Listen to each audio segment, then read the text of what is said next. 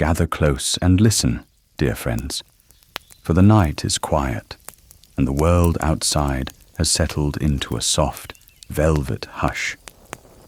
Pull your blankets tight, let the embers of the hearth warm your spirit, and let your mind wander back to a time when the boundaries between our world and the realms of magic were as thin as a spider's silk.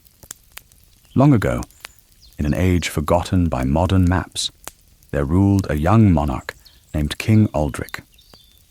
His kingdom, known as Silverhold, was a land of rolling emerald hills, high stone citadels, and prosperous, peaceful villages. Aldrich was a just ruler, wise beyond his years, with eyes the color of a stormy sea, and a heart dedicated entirely to his people.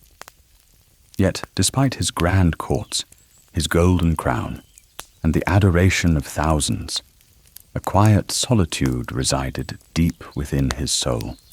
He spent his days signing decrees, listening to the squabbles of lords, and looking out of high-arched windows toward the great, untamed wilderness that bordered his northern territory, the Whispering Woods.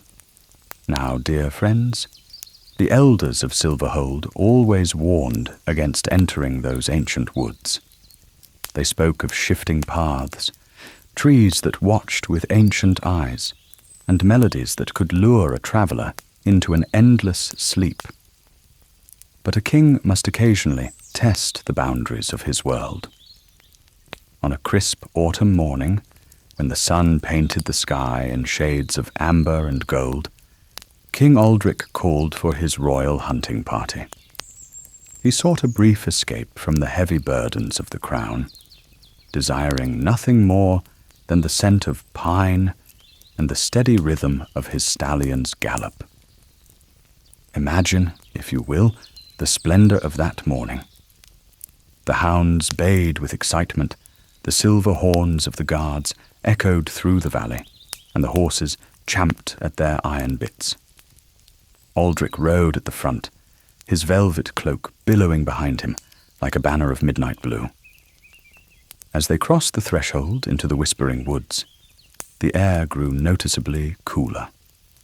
The bright morning sun was filtered through a dense canopy of ancient oaks and towering pines, scattering light into long, luminous beams of dusty gold. For hours, the hunt proceeded with great fanfare. But as the afternoon began to wane, a magnificent white stag, its antlers shining like polished silver, bounded across Aldrich's path. It was a creature of absolute majesty, one that seemed to defy the natural laws of the earth. Driven by a sudden, irresistible impulse, King Aldrich spurred his horse forward, leaving his guards and his huntsmen behind. "Stay back," he called out to his commander, his voice ringing through the trees. "This chase is mine alone. Let me tell you what happened next, for it is here that our true story begins." The stag was swift, moving like a pale ghost through the thickets. Aldrich followed, his focus locked onto the glimmering white form. The sounds of his hunting party, the horns, the shouting, the barking of dogs, slowly faded into nothingness. The forest grew profoundly silent, save for the rhythmic thud of his horse's hooves and the sighing of the wind through the leaves. The air turned heavy with the sweet, intoxicating scent of jasmine and crushed mint. A strange, iridescent mist began to rise from the mossy ground, swirling around the legs of Aldrich's stallion. The horse, sensing a shift in the fabric of reality, slowed to a tentative trot, and eventually came to a halt, tossing its mane in gentle unease. The white stag was gone, vanished into the fog, as if it had never existed.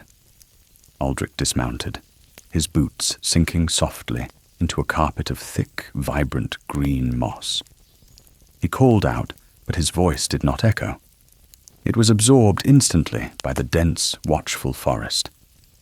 Little did the king know, he had crossed an invisible threshold, a boundary where the mortal world bled into a place of deep enchantment. He tied his horse's reins to a low-hanging branch of a weeping willow and decided to press forward on foot, guided by a faint, melodic humming that seemed to vibrate within his very bones. He parted a heavy curtain of ivy and stepped into a hidden clearing. Aldrich gasped, his breath catching in his throat. And perhaps you can picture it too. Before him lay a massive, perfectly circular body of water, the Crystal Lake. It was unlike any body of water in the mortal realm. Its surface was completely still, acting as a flawless mirror to a sky that did not match the autumn evening he had left behind. Instead, the sky above the lake was a permanent twilight indigo, dusted with thousands of fat, pulsating stars and a brilliant violet moon. The water itself glowed with an internal, soft blue luminescence, casting dancing, rippling patterns upon the ancient, twisted white trees that lined the shore. But it was not the lake that stole King Aldrich's breath away. It was the figure sitting on a smooth stone at the water's edge.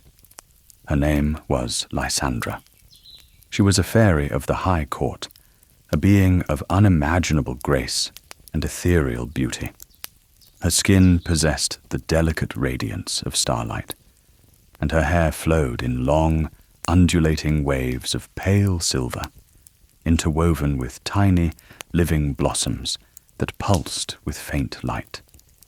From her back extended a pair of translucent gossamer wings that shimmered with the iridescent hues of a dragonfly, casting soft reflections across the glowing water. She wore a gown woven from the silk of night-blooming flowers, flowing loosely around her form. Lysandra was dipping her slender fingers into the lake, humming a song that sounded like a lullaby to the earth. At the sound of Aldrich's heavy, leather-bound footsteps, she paused. The song ceased, and she turned her head. Her eyes, wide and luminous, were the color of molten gold, holding the ancient wisdom of 1,000 summers. For a long, suspended moment, neither of them moved. The King of Silverhold and the Fairy of the Crystal Lake stared at one another, two entirely different worlds colliding in a single, breathless heartbeat.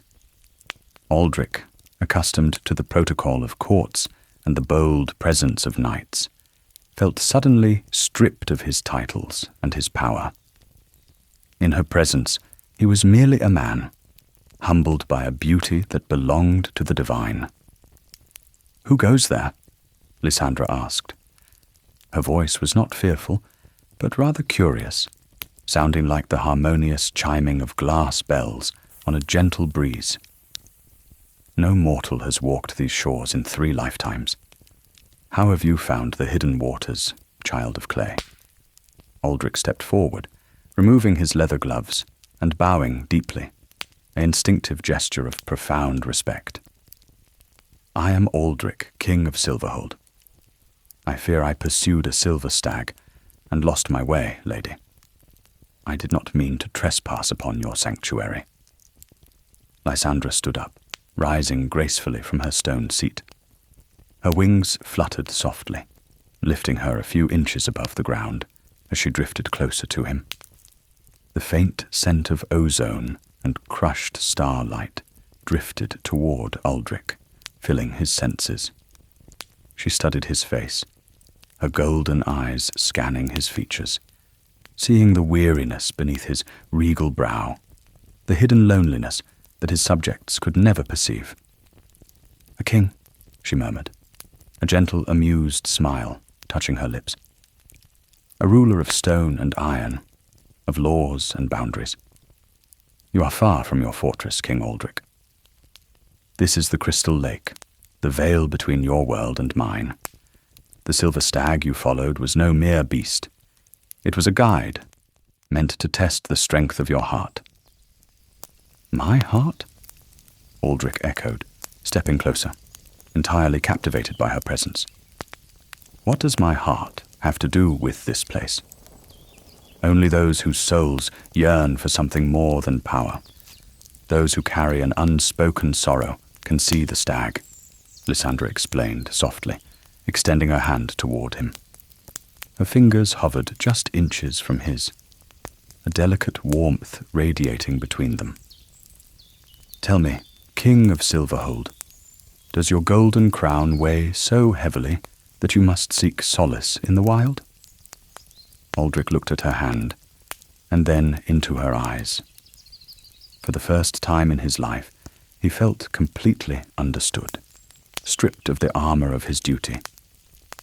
It is a heavy burden to live for an entire kingdom, to always be the pillar upon which others lean, while having no one to share the weight. Lysandra's expression softened into one of deep empathy. Then sit with me, Aldrich. Let the worries of your kingdom rest on the other side of the veil, if only for an hour. Tell me of your world, and I shall tell you of mine. And so, my friends, beneath the twilight sky of the crystal lake, the king and the fairy sat side by side on the mossy bank. Hours melted away like mist under the sun. Aldrich spoke of his kingdom, of the challenges of ruling, the beauty of the harvest festivals, and the quiet loneliness of his empty castle. Lysandra listened with rapt attention, her wings folding softly behind her. In turn, she spoke of the fairy realm, a place where seasons changed at the whim of the high court, where trees sang melodies of ancient days, and where time flowed like a slow, deep river. As the midnight hour approached, Aldrich knew he had to return. His guards would be searching for him, and his absence would spark panic across Silverhold. He stood up reluctantly, a profound sense of sorrow washing over him. I must go, he said quietly, looking down at her. But I feel as though a part of me will remain here, by this water. Lysandra stood with him, her golden eyes shining in the dim light. She reached out and gently pressed a single glowing silver blossom into his palm. Keep this, King Aldrich. It is a star lily from our realm. It will never wither as long as your heart remembers this place. If you ever wish to return, come to the edge of the whispering woods when the moon is full, hold the flower, and the path will open to you. Aldrich closed his fingers around the blossom, feeling a pleasant, tingling warmth spread through his hand. I will return, Lysandra. I promise you. With a final, lingering look, Aldrich turned and walked back through the curtain of ivy. He found his horse waiting patiently exactly where he had left it.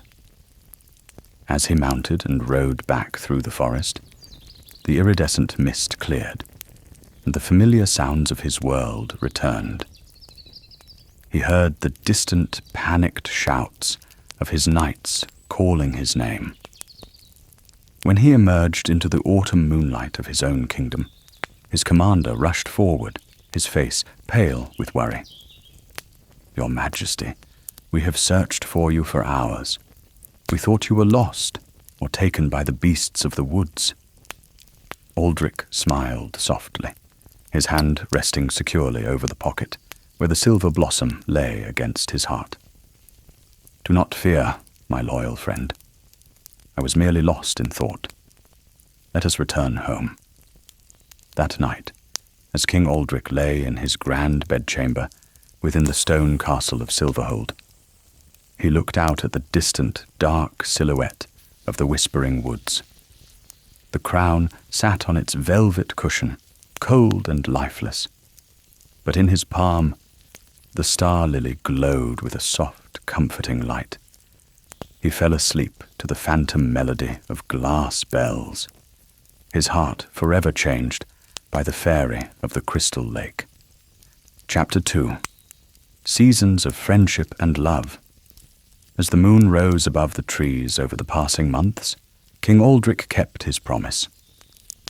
Every time the moon grew full and round, casting its silvery glow over the stone parapets of Silverhold, the king would slip away from his duties.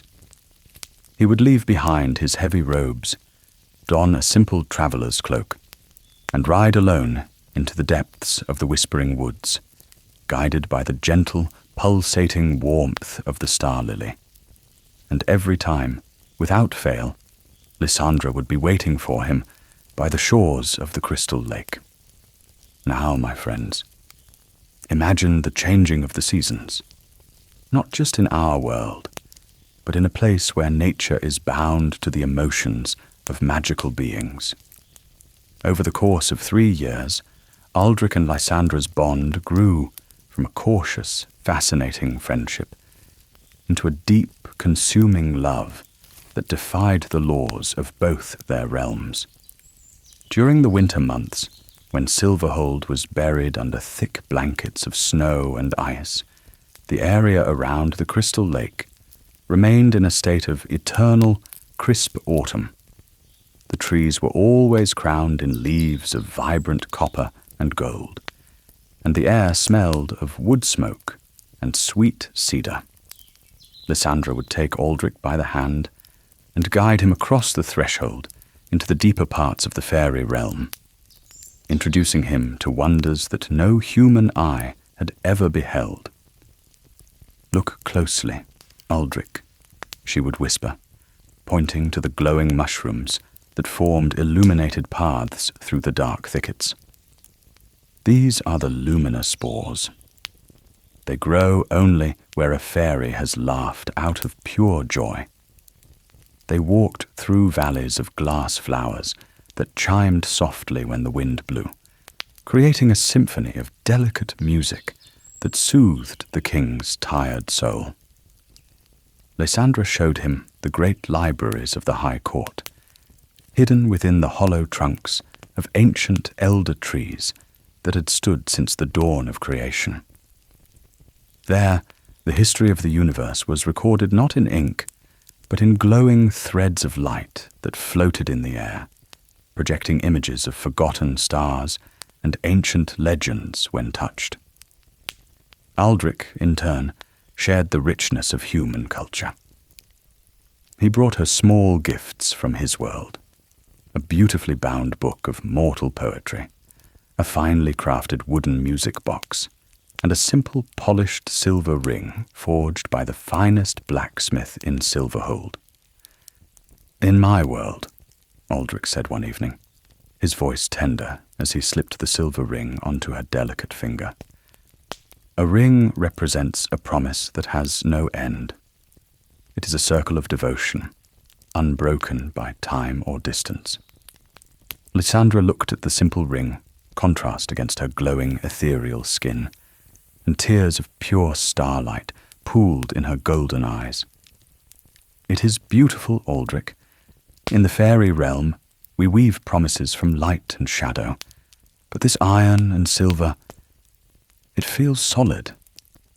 It feels real, like the love you bring into my world."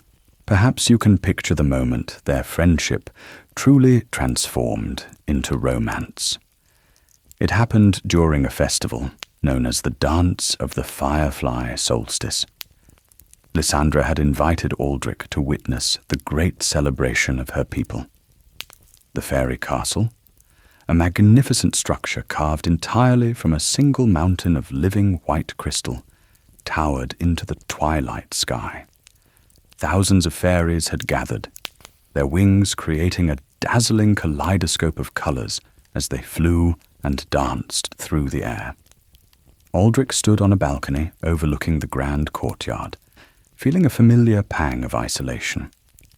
He was a creature of flesh and bone, heavy and earthbound, surrounded by beings of pure magic and light. He felt out of place, an intruder in paradise.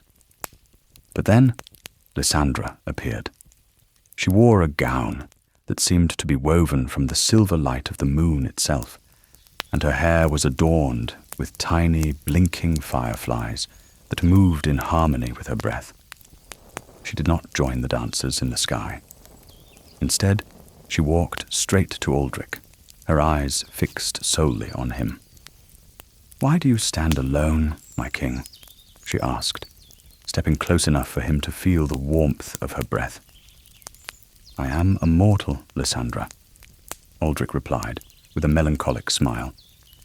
"I cannot fly with your people. I belong to the soil, and you belong to the stars."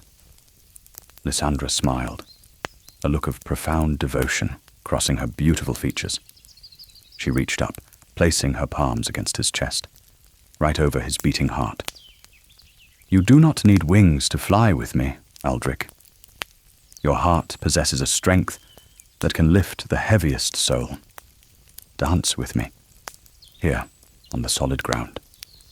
She took his hand, and there, on the crystal balcony, away from the prying eyes of both human courts and fairy nobles, they danced. The music of the fairy harps swelled around them, a soaring, emotional melody that seemed to bind their spirits together. As they moved in perfect synchronization, Aldrich forgot about his crown, his kingdom, and his mortal limitations. He saw only her, his Lysandra, the keeper of his soul. When the music faded into a soft, ambient hum, Aldrich drew her close. The distance between them vanished, and beneath the gaze of 1,000 stars, they shared their first kiss. It was a kiss of pure magic, filled with the warmth of a summer sun, and the gentle tenderness of a spring rain. In that moment, the barriers between mortal and immortal crumbled. They knew, without a shadow of a doubt, that they belonged to one another. However, as the seasons rolled on, the reality of their situation began to weigh heavily upon them. Aldrich was still a king, and his absences were becoming increasingly difficult to hide. His counselors were pressuring him to take a human queen, to secure the lineage of the Silverhold throne.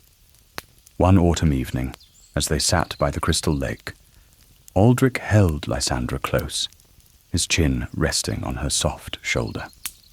He looked down at his own hands, weathered from training with swords and signing decrees, and then at her smooth, ageless hands. "My lords speak of marriage, Lysandra," Aldrich admitted quietly, his voice heavy with sorrow.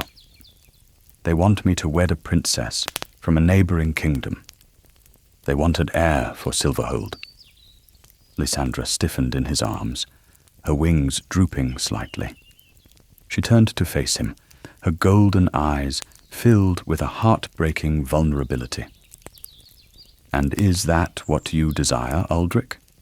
To rule your kingdom with a mortal queen at your side, to live out your years and leave this place behind?"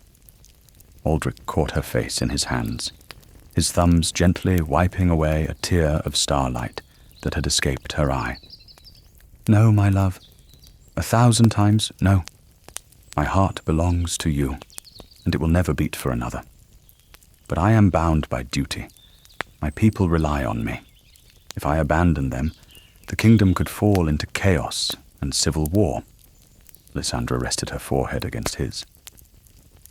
"And if you stay in your world, Aldrich, you will grow old and fade, while I will remain here, immortal and eternally heartbroken, mourning the man who stole my soul. The laws of our realms are cruel. A mortal cannot live forever in the fairy realm unless they choose to leave their humanity behind completely. And a fairy cannot survive in the cold, iron-filled world of mortals for long. And so, my friends, the bitter seed of an impossible choice was planted in their hearts. They loved each other with a passion that burned brighter than any star, yet they were divided by the very nature of their existences. Little did the king know, a dark shadow was creeping across the horizons of both their worlds, a force that would soon tear them away from their quiet moments of love and thrust them into a struggle for survival. But for now, they held each other tightly by the glowing waters, treasuring every second, for they knew that the peace they enjoyed was a fragile thing, balanced on the edge of a knife. Chapter 3. The Darkness Between Two Worlds. Listen closely now, dear friends, for the tone of our tale must shift, just as the weather turns from a gentle summer breeze to a violent winter storm. For peace is a treasure that often attracts the envy of ancient forgotten evils. It began with a subtle sickness in the land. In Silverhold, the crops in the northern fields began to wither overnight, turning into black, brittle ash. The cattle grew uneasy, refusing to graze, and a foul, sulphurous mist began to seep from the deep crevices of the earth. King Aldrich sat upon his throne, listening to the frightened reports of his scouts, his heart sinking with a growing sense of dread. At the same time, within the fairy realm, the vibrant colors of the enchanted forests began to bleed away.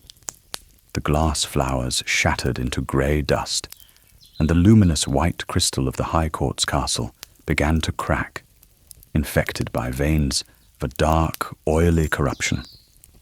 The ancient elder trees, keepers of history, wept black sap, and their glowing threads of light snapped one by one, plunging the libraries into darkness.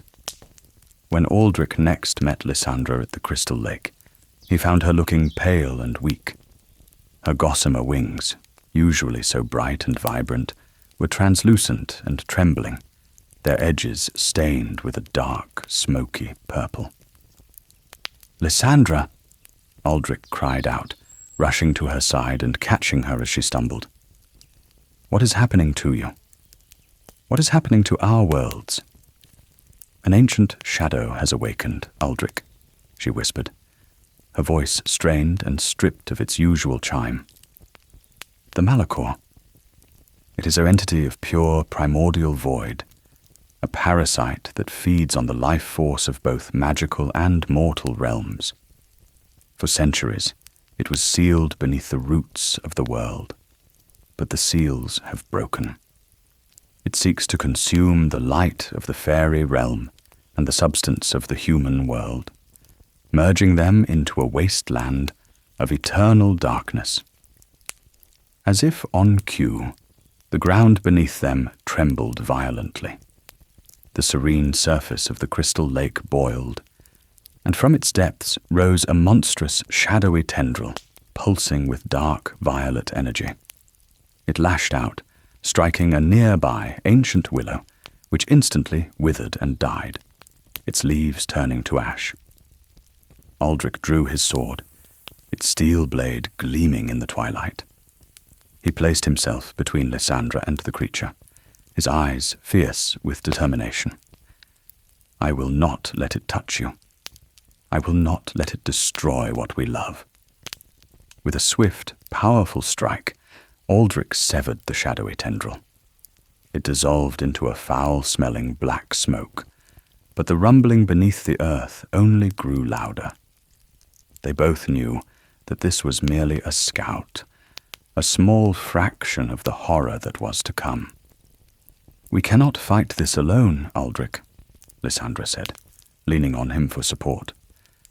"The High Court is preparing for war, but our magic alone cannot pierce the Malachor's armor. It is bound to both worlds. It requires a force of both mortal iron and immortal magic to defeat it." Aldrich looked at his sword, and then out toward the direction of his kingdom. A profound realization washed over him. The two worlds that he had kept strictly separate, his duty as a king and his love as a man, had to unite if either was to survive. And so, my friends, the king of Silverhold did what no king had ever done before. He returned to his citadel and called a grand council of his lords, his knights, and his generals. He did not hide the truth. He spoke openly of the fairy realm, of the crystal lake, and of the ancient evil that threatened to consume them all. Many of his lords murmured in disbelief and fear, branding the tale as madness or witchcraft. But Aldrich stood tall, his voice ringing with absolute authority and conviction. "Look to your northern fields," he commanded, slamming his fist upon the council table. "Look to the skies that turn grey with ash. This is no fairy tale, my lords. It is a war for our very survival. If we do not stand with the beings of the forest, we will die alone in our stone fortresses.